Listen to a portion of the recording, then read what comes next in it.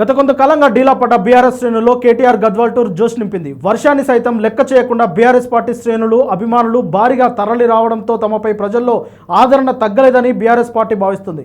ముఖ్యంగా కేటీఆర్ ర్యాలీ సమయంలో బీఆర్ఎస్ కార్యకర్తలు, అభిమానులతో రోడ్లన్నీ జనసంద్రంగా మారాయి. కేటీఆర్ రాకతో గద్వాల్లోని అన్ని రహదారులు జనంతో కిక్కిరిసిపోయాయి. ఇక ఈ సభలో కేటీఆర్ ఎమ్మెల్యేల పార్టీ ఫిరాయింపులపై, గద్వాల అభివృద్ధి గురించి తనదైన శైలిలో ప్రసంగించి ప్రజలని ఆకట్టుకున్నారు. స్వార్థం కోసం ఆస్తులు పెంచుకునేందుకు అవకాశవాదంతో ఎమ్మెల్యేలు పార్టీలు మారారని మండిపడ్డారు. పార్టీ ఫిరాయింపుల అంశాన్ని సుప్రీంకోర్టు కూడా సీరియస్గా తీసుకున్నదని, ఎన్ని రకాల ప్రయత్నాలు చేసినా పార్టీ మారిన 10 మంది ఎమ్మెల్యేల నియోజకవర్గాల్లో ఉప ఎన్నికలు తప్పవని, వారికి ప్రజలే బుద్ధి చెప్తారని ఆయన హెచ్చరించారు. ఇక రాబోయే ఉప ఎన్నికలు కాంగ్రెస్ పార్టీకి రెఫరెండం అని అన్నారు. ఇక గద్వాల ఎమ్మెల్యే బండ్ల కృష్ణమోహన్ రెడ్డిపై కేటీఆర్ ఫైర్ అయ్యారు.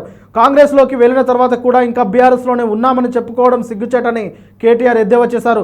కాంగ్రెస్లో చేరబోనని, చేరాల్సి వస్తే రైలు కింద తలపెడతారని చెప్పిన ఎమ్మెల్యే ఈ సభకు ఎందుకు రాలేదు? బీఆర్ఎస్లోనే ఉన్నానని చెప్పుకుంటున్న గద్వాల ఎమ్మెల్యే సభకు ఎందుకు రాలేదని ప్రశ్నించారు.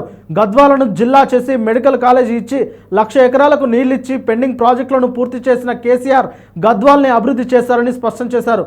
ఇక ఈ సభలో కేటీఆర్ సమక్షంలో మాజీ మున్సిపల్ చైర్మన్ కేశవ్తో పాటు మాజీ market committee vice chairman Yusuf, మాజీ జెడ్పీటీసీ పద్మ వెంకటేశ్వర్ రెడ్డి, మాజీ కౌన్సిలర్లు, కాంగ్రెస్ సీనియర్ నాయకుడు కృష్ణారెడ్డి మరికొంతమంది బీఆర్ఎస్లో చేరడంతో ఆ పార్టీలో జోష్ పెరిగింది. కేటీఆర్ సభ సక్సెస్ చేయడంలో మహబూబ్ నగర్ స్థానిక సంస్థల ఎమ్మెల్సీ నవీన్ కుమార్ రెడ్డి, పలువురు నేతలు కీలక పాత్ర పోషించారు.